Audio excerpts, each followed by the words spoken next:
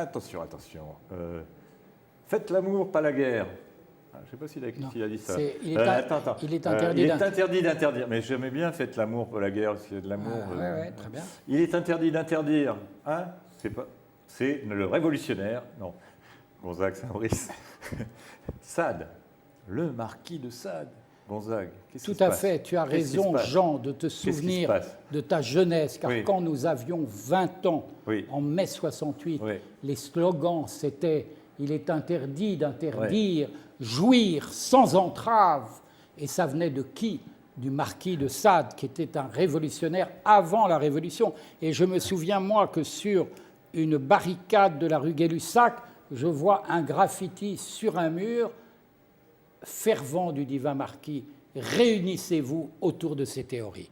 C'est vrai que le marquis de Sade a été un révolutionnaire, qu'il a été enfermé pendant la Révolution à la Bastille, qu'il n'a pas cessé d'être enfermé pendant 27 ans comme Mandela, mais pas pour les mêmes raisons, toujours sur la mauvaise réputation de ses livres, jamais jugé et aussi détesté par certains hommes, un puceau impuissant qui s'appelait Robespierre ou un homme trompé qui s'appelait Bonaparte, qui était persuadé que c'était le marquis de Sade qui avait écrit le pamphlet contre sa femme, Joséphine de Beauharnais. Robespierre, quand même.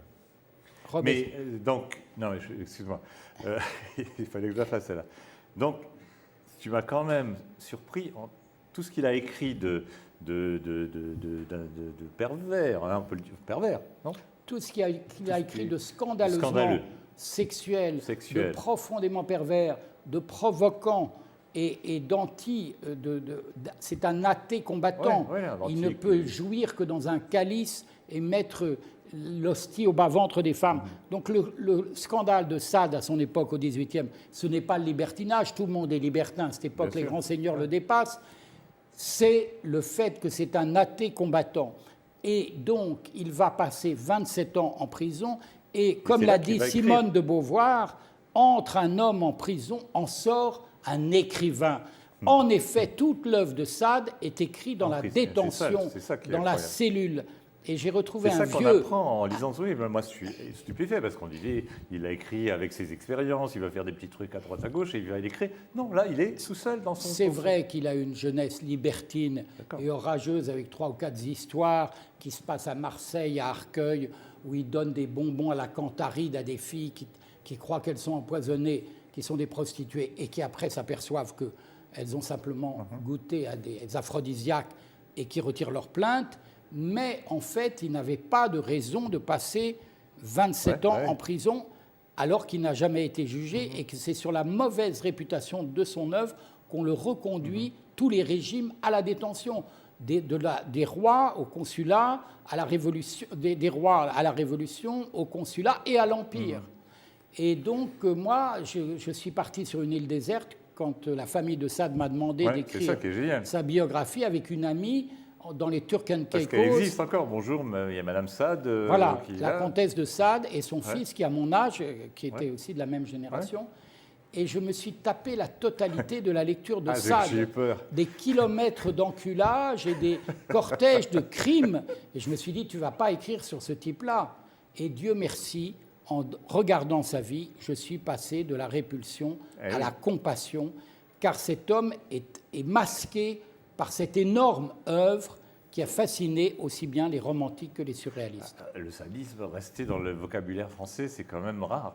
Et c'est un nom connu dans le monde entier. Il a eu des phrases complètement fantastiques. Je voudrais, parce que Monsieur Gonzague, conteur... Il a exploré, tu as raison, il a exploré le conscient et l'inconscient. Il a été un défricheur de notre inconscient. Il a été un explorateur de la sexualité. Il a dit des phrases qui sont très simples, mais qui disent la vérité.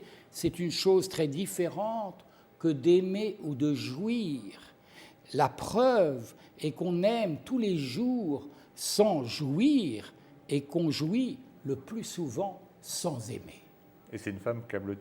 Alors tout à l'heure, quand j'ai dit ça, c'est une femme qui a applaudi. Et ça m'a fait très plaisir parce que Sade est un libérateur. Il est pour la libération de la femme. Il est aussi, avant Victor Hugo, contre la peine de mort. Il anticipe toutes les libertés. Et la preuve, c'est qu'il a fasciné les gens les plus imaginatifs, que ce soit les romantiques et les surréalistes. Guillaume Apollinaire. Guillaume Apollinaire, tu vas dire ce qu'il a dit sur Sade. C'est génial. J'ai mis à l'envers mes lunettes tellement ça voit la Sade, c'est une glissade. Excuse-moi. Le marquis de Sade, quand il ne s'y trompe pas, est l'esprit le plus libre qui ait encore jamais existé. Voilà ce que dit Guillaume Apollinaire. Alors, s'il vous plaît.